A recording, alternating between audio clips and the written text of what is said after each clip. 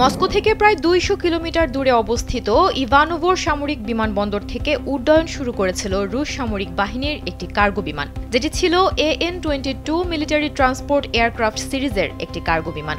মূলত এটি একটি পরীক্ষামূলক ফ্লাইট ছিল। সম্প্রতি বিমানটির ইঞ্জিনে কিছু সমস্যা দেখা দেয়। সেই ত্রুটি মেরামতের পর পরীক্ষামূলকভাবে ওড়ানো হয়েছিল বিমানটিকে। এই ফ্লাইটে ছিলেন পাইলট সহ মোট ৭ জন আরোহী। টেক অফ করার মাত্র কিছুক্ষণের মধ্যেই ভয়াবহ বিপত্তি ঘটে। নিয়ন্ত্রণ হারিয়ে ফেলে বিশাল দেহী কার্গো বিমানটি।